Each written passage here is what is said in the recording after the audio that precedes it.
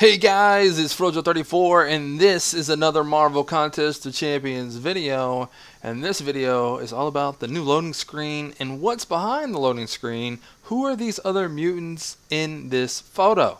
Well, there's a whole lot of mutants on this photo that you can see very well that are currently in the game. But if you enhance the photo or look very closely at this photo, you can see other people. In this video, I'm going to talk about the other characters that are not in the game yet, who they are, and what that means. Does that mean that they're coming to the game? Does it mean that they're possibly down the road in a year or so? Or are they coming out this year? We're gonna talk about it a little bit, and what I'm going to do now is I'm going to enhance the photo, and then we're going to talk about different characters, who they are, what their powers are, stuff like that. All right, guys, let's take a look. Alright guys, so what I've done now is I've enhanced the photo, and you can see the names a little bit more clearly now. You can see the people on the edges a little bit better, but now what we're going to do is we're going to zoom in and we're going to take a look at the different characters on here. So let's start at the top left corner. Alright, so it's still kind of hard to see, but you see A. Gregorovich. Gregorovich is a character in Harry Potter, and I don't know if when Harry Potter was made, it had some kind of length symbolism or anything, but this character is actually Omega Red. Alright, so we have Omega Red here. His name is Arkady Gregorovich. I don't know if I'm saying that 100% correct, but he is a Russian character from Marvel. And let's take a little bit more look into him here. He's a pretty strong character in the Marvel Universe. He's a pretty crazy guy too. He's got those tentacle things coming out of his arms, as you can see, coming out of his wrist there. Little is known of the past of the Russian mutant. Before he became a serial killer, eventually captured, was turned over to the KGB, who set about transforming him into the super soldier codenamed Omega Red. Is a mutant with the ability to secrete bodily pheromones deadly to anyone in his immediate vicinity. This power greatly drains his energy, requiring him to absorb the life force of others. Omega Red was also granted superhuman strength from the KGB enhancement. So that's pretty crazy. That sounds like it's gonna health steal, life steal. So basically drains your life, he gains life. So if he comes to the game, that could be one of his abilities. Maybe do something with his special 2 or something like that. Alright, so the next character we have here is Achiki. Her name is Japanese, so I don't really know how to say it too much. I believe it's Japanese. Yes, she's a Japanese mutant. That's what I thought. Her name is Armor, and let's go take a look at her on the website. Her powers: she was enrolled in Xavier Institute as a teenager and who retained her powers after the events of decimation. So basically she projects like an astral or energy form of her powers around her. It helps protect her. She first appeared in Astonishing X-Men #4 in 2004. Has the ability to generate an impenetrable psionic exoskeleton body armor that grants superhuman strength, invulnerability, reflexes, agility, endurance, stamina, dexterity, and durability. So her whole power revolves around this psionic exoskeleton body armor that she puts out. Alright guys, the next character we have right up here is R. Decosta. Who's R. Decosta? Let's go take a look. Alright, so R. Decosta is Sunspot. He was in the movie Days of Future Past, and now he's going to be in the New Mutants movie, which has been delayed until February 2019. Basically, he is a Human Torch-esque type character, except he has like black fire. He's a really cool character. He looks awesome. Can't wait to see him more in the New Mutants movie when it comes out later, about a year from now. So basically, he is a Brazilian background. He was a skilled soccer player until his mutant nature manifested during a match. It started with an opponent knocking Decosta to the ground, spitting a racial remark, and Bobby responded with a heated temper, sparking his mutant power and beating his opponent into the ground. The New Mutants movie is actually going to be kind of like a horror twist to a Marvel movie. It's going to be a little different. Very curious to see what's going to happen with it. Sunspot, very cool looking character. And this brings up another character later that's connected to the Hellfire Club. Right now you have this guy, and then we'll have someone else in a little bit. I can't remember if there's a third one. I think it's just him and her. All right, so let's keep looking. All right, so we have D. Holler, Legion, the son of Charles Xavier. He has his own TV show. He's already had one season. Second season's coming up here. Starts in April, and I think if they made him into the game, they would be the comic character of Legion.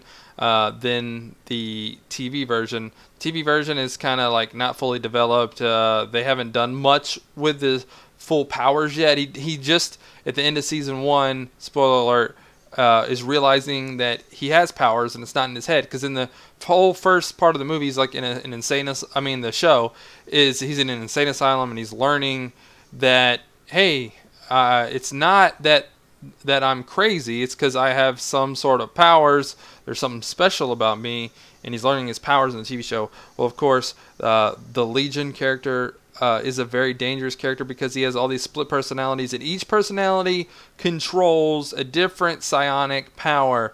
So this character is very complex and difficult. Be very cool to see how they would portray him into Marvel Contest of Champions, the video game. Alright, so right under Holler, we have C. Rankin.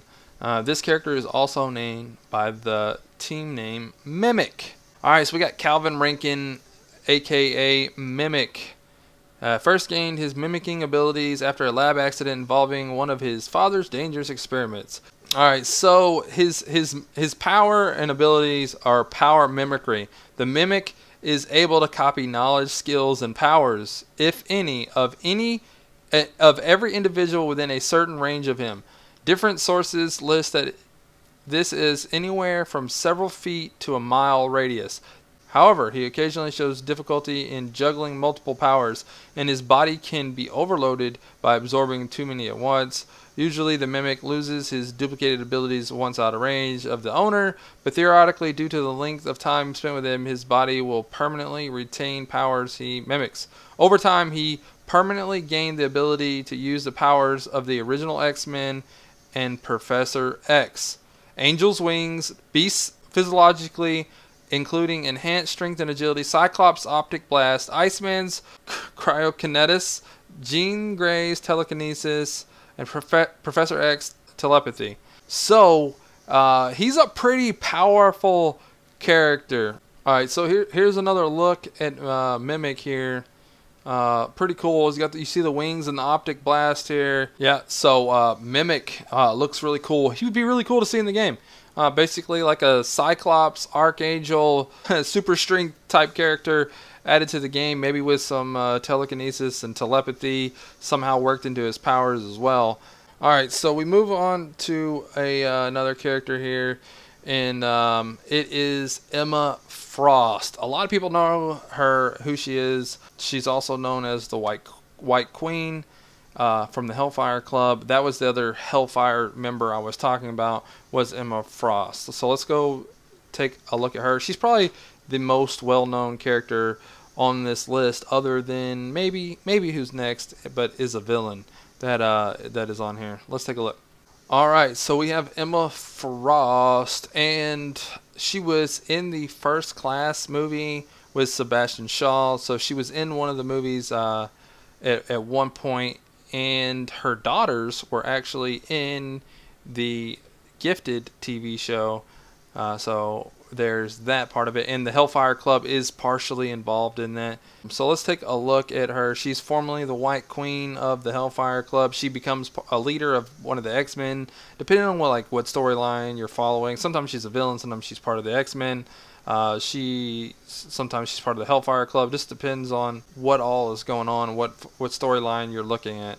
Emma Frost is a mutant who possesses various telepathic talents. Emma can read minds and project her thoughts into the minds of others. Project psionic force bolts which have no physical effect but which can affect a victim's mind. As a consequence of continued mutation, Emma can now transform her skin and hair into diamond-hard form at will. In this form, Emma is nigh indestructible, except for one small flaw. It, if exploited, can cause her to shatter. whilst in her diamond form, Emma's telepathic abilities are suppressed. Okay, so the last character, his name is kindly partially not fully revealed, but if you know a lot about Marvel, you probably know who this guy is, and by looking at him a little bit, you could probably just figure it out.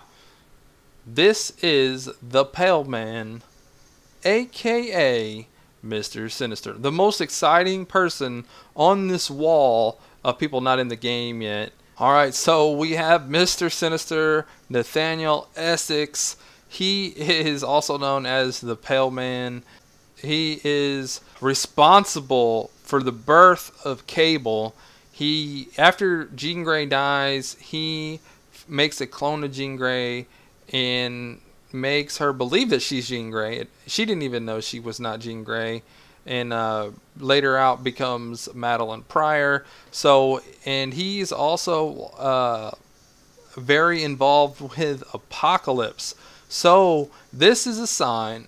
If Mr. Sinister comes to the game, then Apocalypse may soon follow, or may be involved, or mentioned, or become something more in this game. So this character is very exciting to me because of what it leads into. Because Mr. Sinister, in some storylines, is Apocalypse. I know it's kind of confusing. But yeah, look it up, check it out. Mr. Sinister, let's look at his powers and abilities. The genetic alteration by Apocalypse, Sinister possesses enhanced durability and an extended lifespan. Over the years, Sinister has used the genetic material of other mutants to grant himself a vast array of powers, including telepathy, telekinesis, superhuman strength, and the ability to project concussive energy from his hands, and total control of his body at a molecule level. That's pretty cool. Sinister is a genius geneticist, a brilliant biologist, and a skilled surgeon who is well practiced in the science of cloning. Madeline Pryor. So yeah, man, Mr. Sinister is very involved with the X-Men. He has a thing about the Summers family, and it's pretty crazy. He's very old. He's an old mutant. He's one of the oldest mutants that is known. Him and Apocalypse, very, very, very interesting.